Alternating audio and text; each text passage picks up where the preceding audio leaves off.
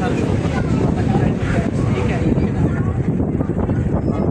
your right side, here behind the white tents, that's the remains of the Danish Stock Exchange, which burned down 2 years ago on the former Queen's birthday. Plan to restore it now. Og herover til højre, om bag de store telt, der har vi så det der tilbage af børsen, der jo brændt ned på dronning Margrethes fødselsdag for 2 år siden, og de er i gang med at genopbygge det. On your left side, that's Holmens Church and Navy's Church, started out as being an anchor smithy.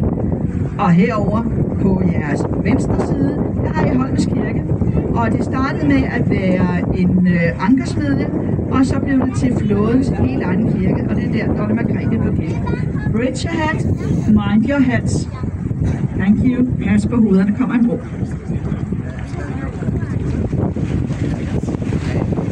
And when we are on the other side of the bridge, you have to start looking to your left side. Large building coming up, glass facade and Norwegian granite on the side. That's a Danish National Bank, right now being renovated and relocated somewhere else in Copenhagen. I swore not to tell where, due to the gold and you know everything. Herover til venstre, der har vi den danske Nationalbank, der lige nu er ved at blive renoveret, og de er genhuset i et hemmeligt sted her i København, som jeg har svoret ikke at afsløre.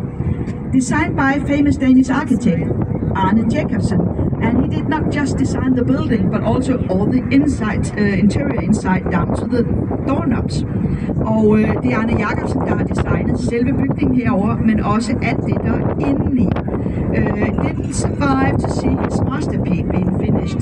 Died 7 years before, and perhaps he's sitting up somewhere looking down at it. Og Arne Jacobsen nåede desværre ikke selv at se hans mesterværk i fuldbragt, men måske sidder han et sted og ser ned på det nu. Mind your heads, bridge coming up. Pas på hovedet, der kommer. Thank you.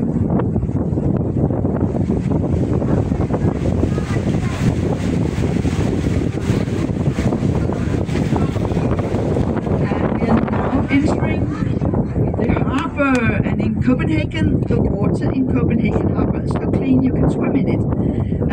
Only on the areas marked for the publics.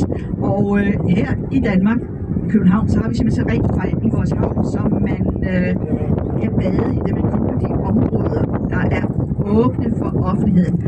Og jeg skal lige spørge, er der overhovedet nogen, der gerne vil have, jeg speaker på dansk, eller kan jeg tage det hele på engelsk, og så bruge lidt mere tid? Hvis der er nogen, der gerne vil have det, gør det på dansk, så gør jeg det på dansk. Det kan jeg love jer. Ingen smalle steder her. Warehouse on your right side. Notice the difference between the front side and the back side. Og herover skal jeg lægge mærke til Ejkles Pakhus. Det har en meget, meget smuk forside fra partiet, og så når vi sejler forbi det, så skal vi sammenligne med den lille bagside.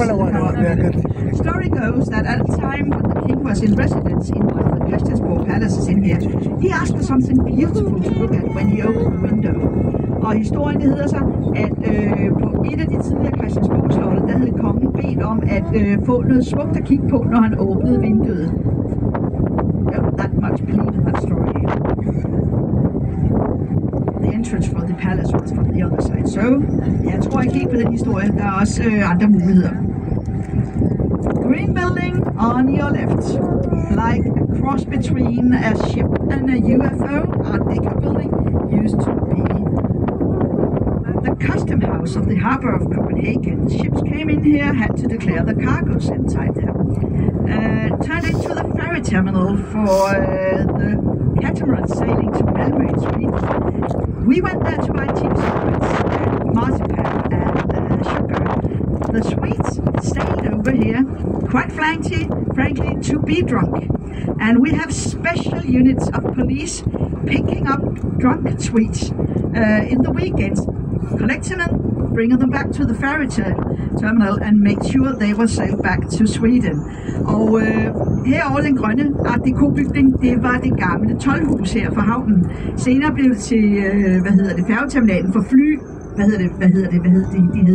flyvebådene hed det jo, som sejlede over til Sverige, hvor vi kunne købe billige cigaretter og marcipan og sukker.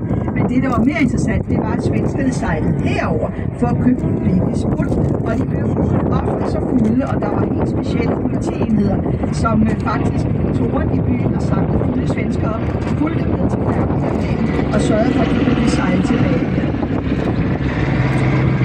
In front of you, you have the Inner Harbour Bridge, only for walking and biking. In Copenhagen, Copenhagen aims to be one of the best cities in the world for biking and walking. This is an example of that. Og her har vi Inderhavnsbroen, og København satser stort på at få København til at blive en af de bedste byer for at cykle og gå rundt. Og Inderhavnsbroen er et eksempel på det her. Also known as the Kissing Bridge, so if you kiss someone just right under it, it should be locked for your love life. 2025, remember to ask permission. Og den bliver også kaldt Kyssebroen, og du skulle give lykke at kysse nogen, når man sætter lige ned under den. Men man skal huske at blive om tilladelse først. Left side, Canal, Nyhavn, most photographed area in all of Copenhagen. Canal dug out by soldiers and Swedish prisoners of war 350 years ago. Really quickly turned into a red light district all of the harbour, and the sailors came there to get drunk and to try the luck with the ladies. And for approximately the same price, they could get very, very, very special tattoos and very, very special diseases as well. Nyhavn herover. Det er det mest fotograferede område i hele København. Kanalen blev udgravet for ca. 350 år siden af danske soldater og svenske krigsfanger.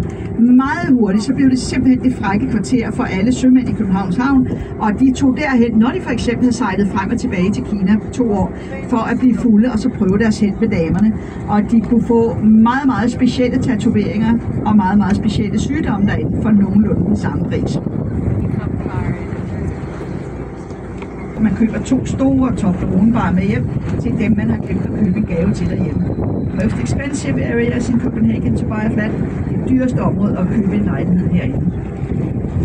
Little park in front of you, and in a few seconds on your left side, that's your opera park.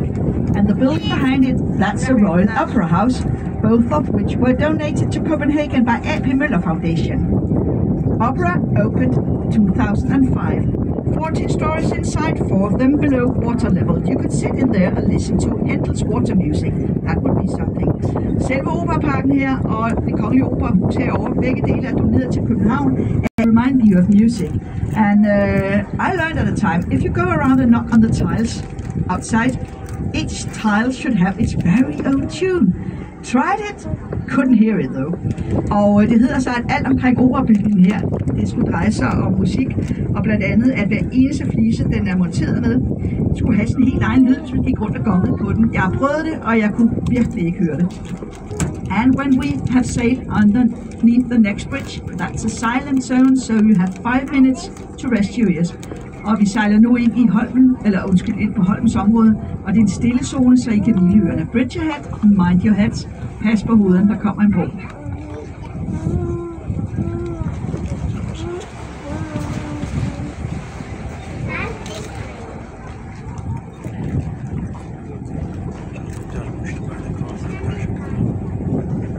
Thank you.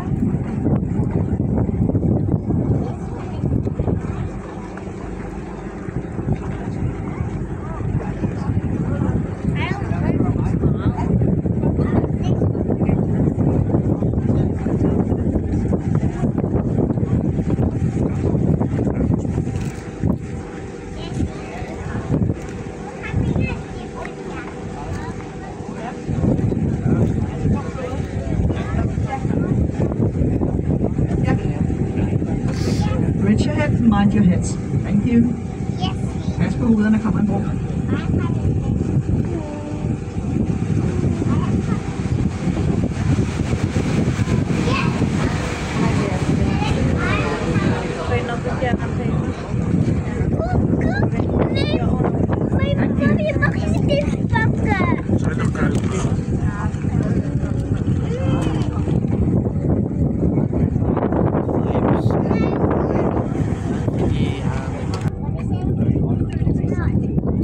Most expensive area in Copenhagen.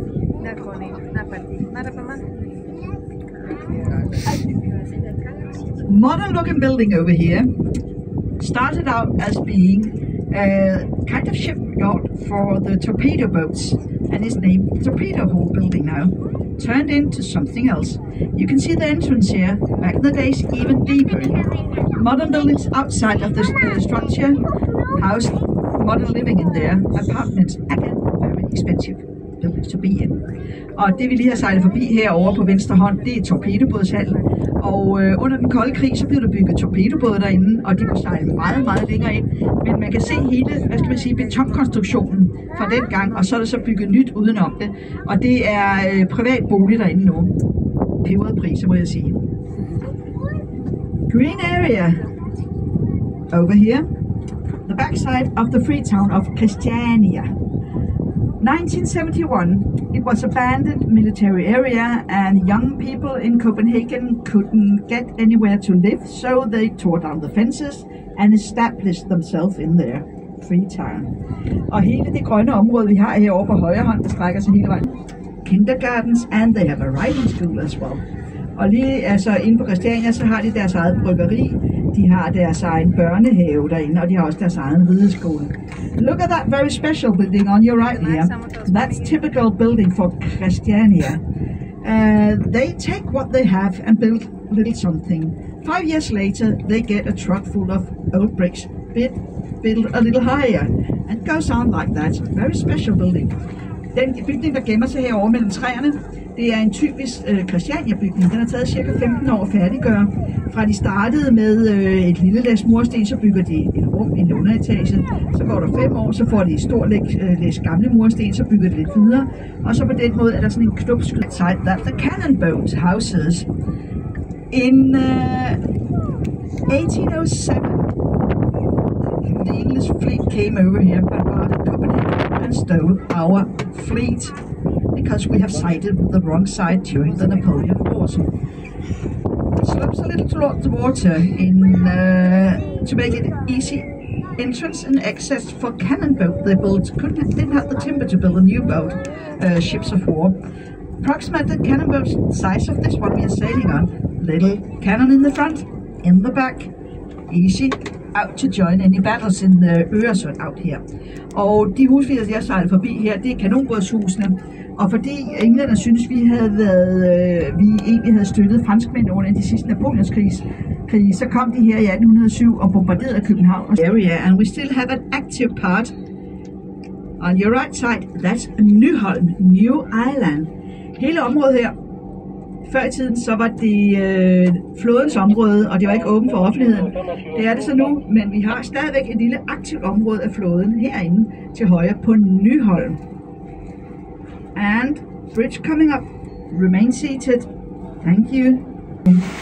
Og hvis I er meget hurtigt, så kan I måske lige få et glimt af Københavns måske mindste hotel, Kaj Hotel, herinde. Et værelse, en ventetid på en overnatning om sommer, så langt som et ondt år. Kaj Hotel.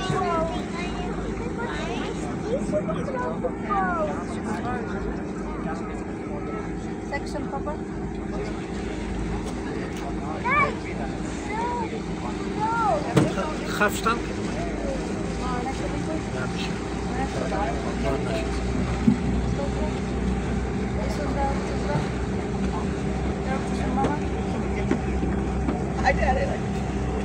I told you have an active Navy area in here, but because it's also a museum area, it's open for the public. You have to walk over the bridge we just crossed.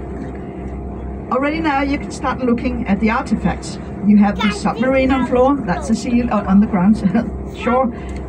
You have the mast crane and you have the grey frigate over here. Som jeg fortalte, så var det her inde på Nyholm, det var faktisk aktivt flådeområde, men fordi det samtidig også lægger havn til og kaj til et museumsområde, så er det åbent for offentligheden. I kan se undervandsbåden Sælen op på kajen, I kan se mastekranen, og I kan se den grå fregat herovre. Yellow brick building with a wooden crane on top, that's a mast crane. We used to have several in Copenhagen back when we had the wooden ships of war. They could sail over to the crane, and a mast up to 40 meters could be hoisted down to the ship, weighing up to 20 tons. The wooden construction on top, not a single metal screw or nail has been used, only kept together by rope.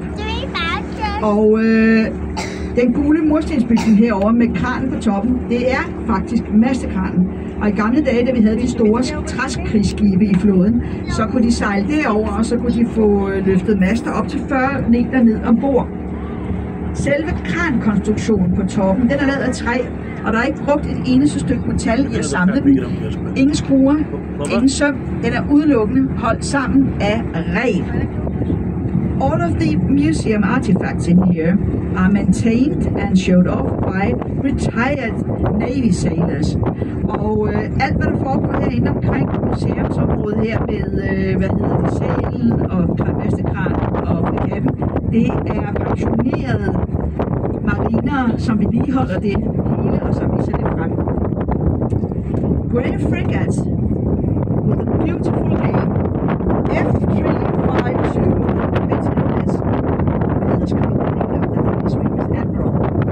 Denmark's mostly known because in 1984, it by accident and system launched a missile into the area of Sealand. Luckily for everybody, it was in the winter time and it was into a summer house area. Nobody got hurt. Summer houses though, destroyed. 3 of them totally destroyed. And we've been told that the captain who accidentally fired the missile, lost the missile.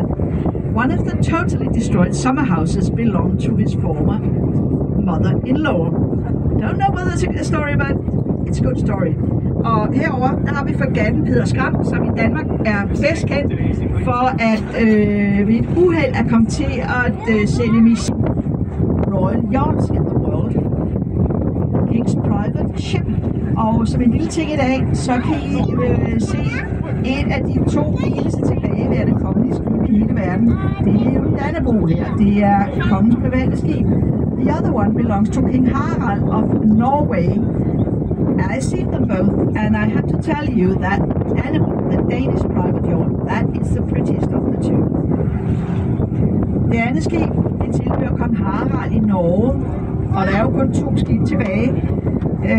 Men Dannebrog, det er absolut det smukkeste af de 2. And if you see any sailors on board and wave to them, they're not allowed to wave back. Og man kan vinke lige til men de må ikke vinke tilbage. In the front of the private yacht, you have Yellow Boy, number 1 on its side, playing in the water here. Private presidents around the world, they have their private flights, jet planes. In Denmark, we have a private boy here, number 1. Og der er præsidenter rundt omkring i verden, de har deres egne private jetfly med et stort nummer 1 på siden. Men vi har simpelthen en gul bøje her med nummer 1 malet på. Little island in front of us, that's Battery Sixtus. When the Navy had the area here, every morning, every evening, cannon of fire struck when the ships were to hoist the national flag and lowered in the evening. Still do that, but in agreement with the neighbors and due to we are living in modern times, the sun first rises at 8 o'clock in the morning year-round in Copenhagen. In the evening, sunset follows the nature. Og vi er lige ved at passere Battery Sixtus herover, og helt tilbage, da flåden havde området, så blev solopgang og solnedgang, det blev markeret ved, der blev fyret kanoner af. Det gør det stadigvæk, men fordi vi lever i moderne tider, og efter aftale med naboerne, så står solen først op kl. 8 i København året rundt. Solnedgang, den følger naturen. Area in here used to house the largest working site in all of Copenhagen, Refshaleøen. You can see the urban rickers over here. I'll tell you a little about it. Largest working site, that was a Burmeister Wayne shipyard, up to 10,000 men working there at a time. Now turned into modern area. And you can see the urban rickers, that's old ship's container, turned into tiny living for students. Og herinde til højre, der har vi Refshaleøen, som huser den største arbejdsplads of the ships that were building out there. 10,000 men working there at a time. Og hvis man kigger herind, så kan man se den kæmpe store hangarbygning herovre, og det giver en idé om, hvor store skibe, der er blevet bygget derinde. Slender crane onshore on your right side. That's if you're into bungee jumping in Copenhagen, you can go and try there. Story goes that the owner, when he opened his business, he said, if you are to jump out naked, you can get your jump for free. And you have to know two things about the Danes. We like to get something for free, and we are not afraid of showing a bit of skin. More than 200 persons lined up to take the jump, and when the owner saw that, he closed down immediately. No monarch's history. It's not a queen, and it's not a prime minister. It is, of course, the Little Mermaid. Og hvis I allerede nu kigger ind på kajkanten, så kan I se der, hvor der er så samlet en masse mennesker. Og det er fordi, vi om lidt, så skal vi se den mest fotograferede kvinde i hele Danmark. Og det er ikke en dronning, og det er heller ikke en statsminister.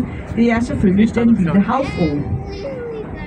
The figure was donated to Copenhagen by the owner of Carlsberg Brewery, Carl Jacobsen.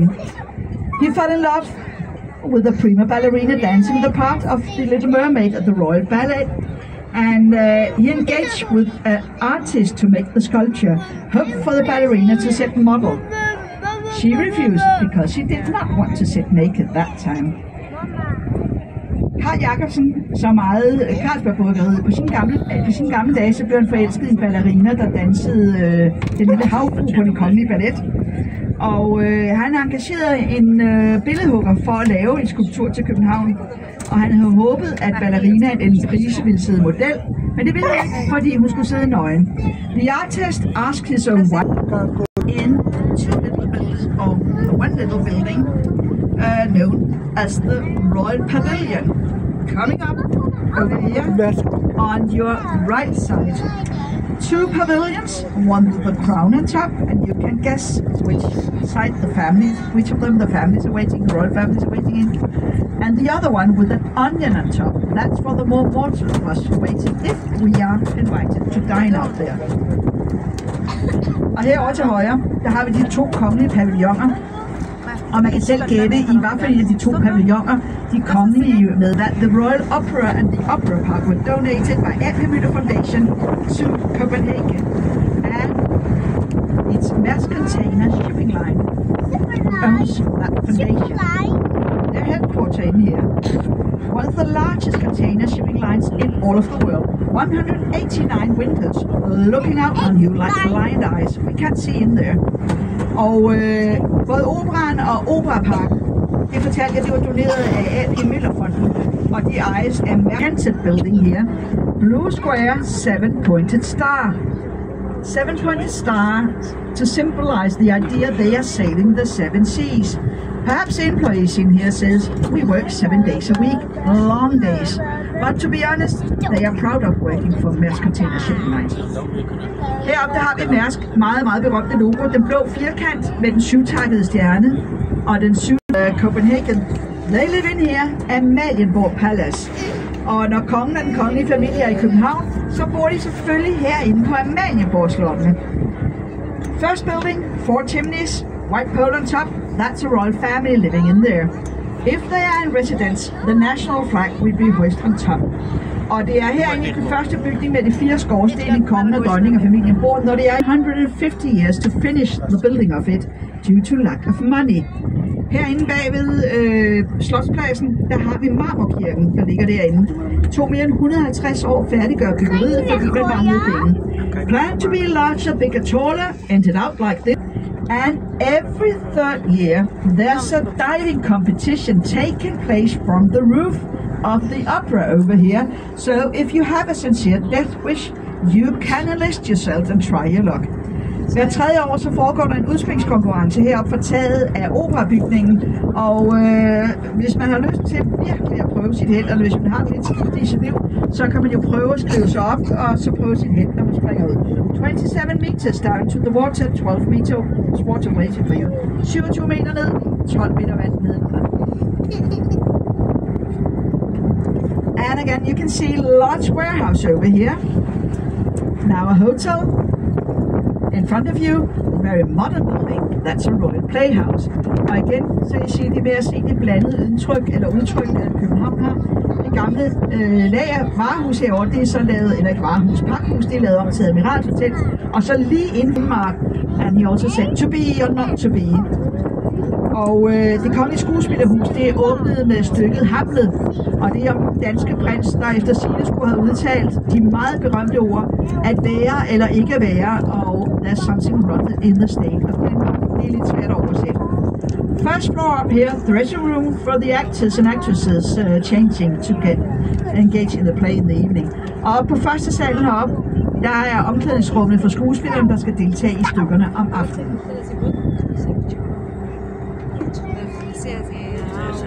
We are now entering my favorite part of Copenhagen, Christianshavn, founded as a kind of protection from the inner city, from the Øresund, enemies coming from Øresund. Used to be a little islet, 400 years ago, little islet and swamp. And during the reign of King Christian IV, they had the idea, rich merchants, if you promise to build beautiful buildings in here and finance the draining, you could get free lots. Oh, and they had to finance the fortification as well. Og under Christian IV's regeringstid, så fik købmænd at vide, handelsfolk at vide, at hvis I lover, I vil bygge rigtig smukke bygninger og være med til at finansiere, at hele området bliver drænet, og at I er med til at finansiere fæstningsværket omkring Christianshavn, så får I gratis jord til at bygge på. Not a lot of merchants engaged in that. Det var der ikke mange, der deltog i. Today in here, you can go flea market, and it's also street food area. Very nice place to go. Og herinde i dag, der kan I deltage i loppemarkedet, og så kan I da også lige få noget at spise på street food. So you have about 10 minutes where you can rest your ears. Og vi sejler igen ind i en stille stue, og så får I ro i hovedet. Perfekt. Jamais fumar essa coisa.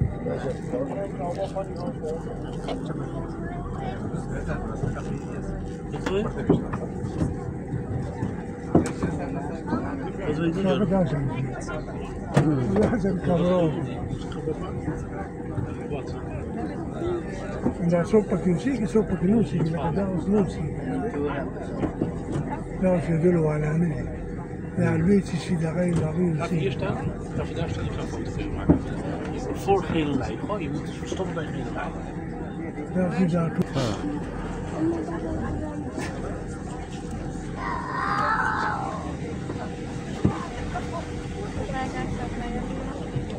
Blijf even hier dan.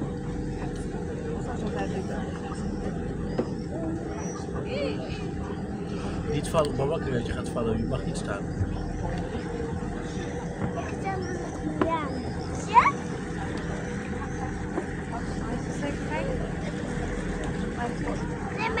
Ja, is maar een Mariam Biggie. Maar een Mariam.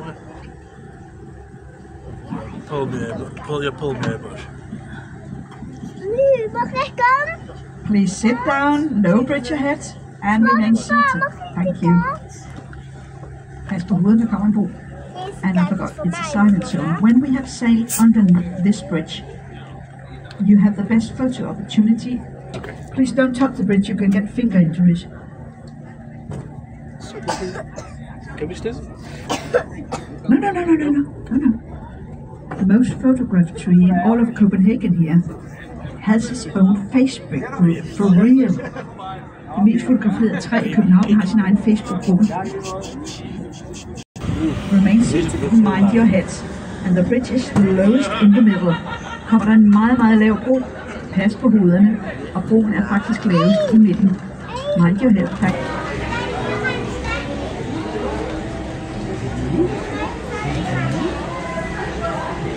Hands down, please. Hands down, please.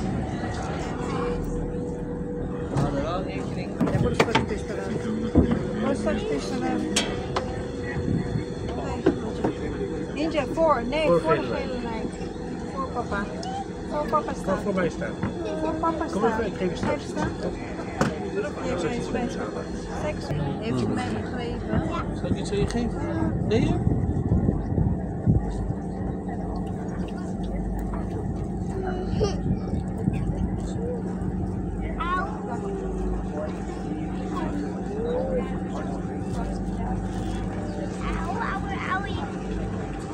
D'accord.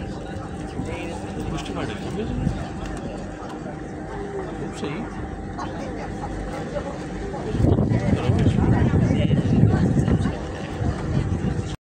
Bridge only for walking and biking. Igen, en bro helt åben for fodgængere og cyklister. Mind your heads. Thank you.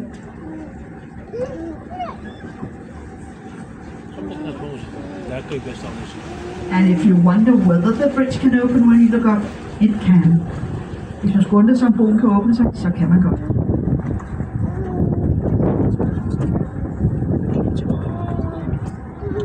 In front of you, you have the Royal Danish Library, named the Black Diamond, named so by the Culture Minister back in 1999 when it opened.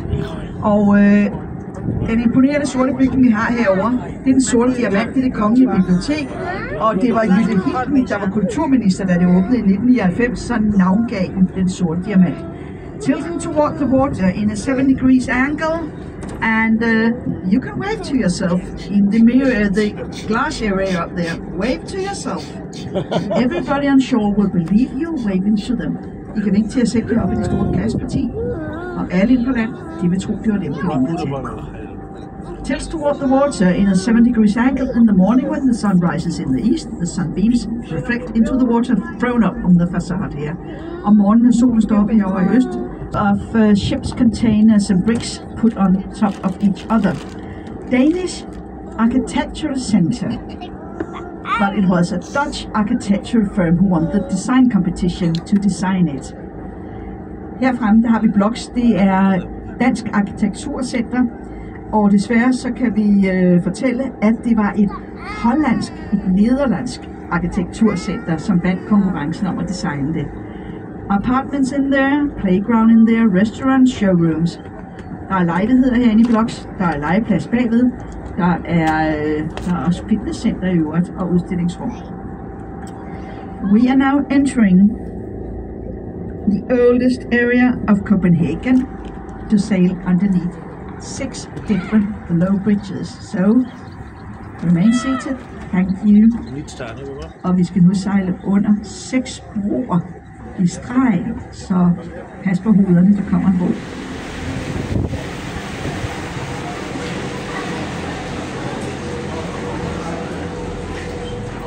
All of the area here on your right side belonged to the Navy 400 years ago.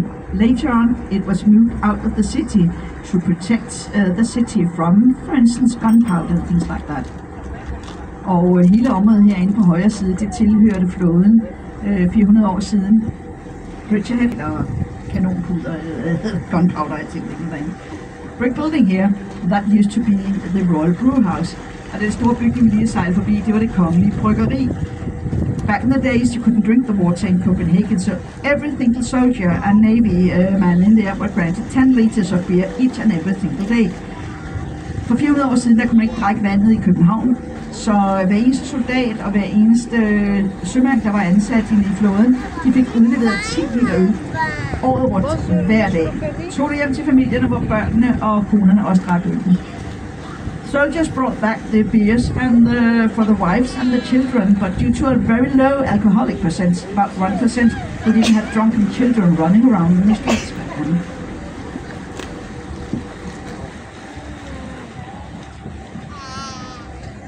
Low bridge coming up. Remain seated. Thank you. Pas på hovedet, der kommer en bro.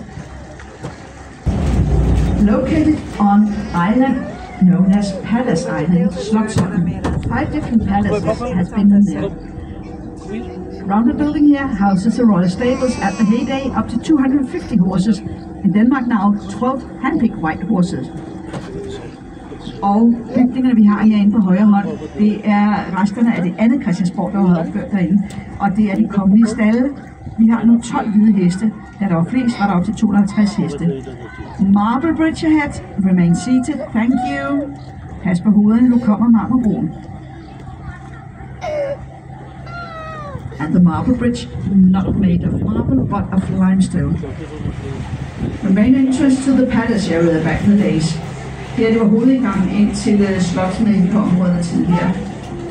The next bridge is by far the most difficult bridge to sail through and to maneuver around. So I have to ask you to have every single body part inside. Elbows, arms, legs, children's head. Please, sir, elbow inside. Lady, photographing. Everything inside. Og nu vil jeg bede jer om at tage hver eneste lille kropsdel indenfor, fordi vi skal sejle igennem en bro, som er meget svær, eller meget snæver at sejle igennem, og den er også lav. Just a minute. Please, will you take in your elbow? Elbow inside? Elbow inside? Elbow. Yeah, thank you. Elbow. And Captain Eric has told me should be cave paintings in here, and among them ancient fertility symbols.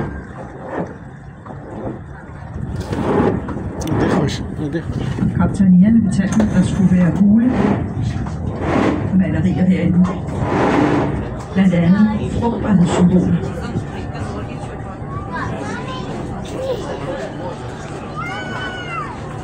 Hands down, please.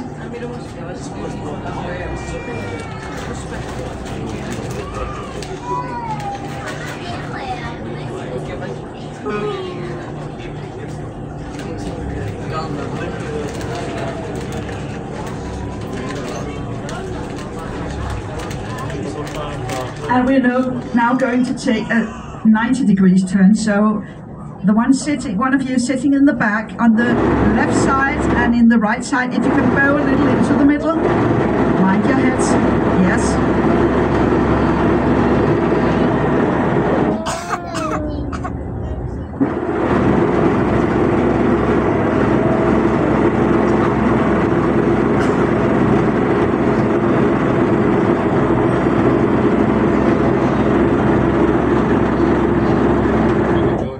And give a hand to our very own Captain Jack Sparrow here. He knows how to work those engines. Han er rigtig god, han er kompetent. And the exact bridge we just sailed through, that's a bridge that defines the size of the boats we are sailing. Couldn't be longer, couldn't be wider. Og det er den bro, vi lige har sejlet igennem, Stormbroen, som har defineret Palace Island, Slotsholmen. Housed 5 different palaces. The remains of the 4th palace here, and the one with the tower and the crown on top, that's the 5th palace. That's Christiansborg, houses the Royal Parliament, Danish Parliament. Og herinde på Slotsholmen, der har været bygget 5 forskellige paladser in the world to live in. Think proud. Og det herinde på Christiansborg, for 14 dage siden, der blev København udnævnt til at være den bedste by i hele verden at leve i. Og det mener jeg, det skyldes det arbejde, de gør inde på Christiansborg, og også op på Rådhuset. De gør et rigtig, rigtig godt arbejde. In front of you, if you have good eyes, you can see green man on a green horse with a helmet on a plinth. That is Absalon. He was said to be the founder of Copenhagen in the 12th century. Built the first castle in here. Og heroppe ude foran, der kan I se skulpturen, der forestiller biskop Absalon til hest. Grøn mand, grøn hjelm på en plint. Og vi har altid hørt i Danmark, at han var grundlæggeren af København. When they dug up for the metro system here, they found remains dating back 15,000 years. So not Bishop Absalon, Viking bishop. Så det var ikke biskop Absalon, som var grundlæggeren af København, fordi da man gravede ud til metrosystemet her, så fandt man levn, der kunne dateres i hvert fald 15.000 år tilbage i historien. Men det var under biskop Absalon, man byggede det første slot herinde på Slotsholmen.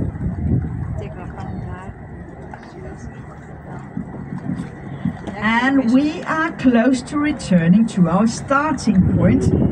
And when we have the bridge, that's the second last time I had to ask you to remain seated when we sail underneath it. Because when we dock the boat, you still have to remain seated until the captain tells you it's safe to leave.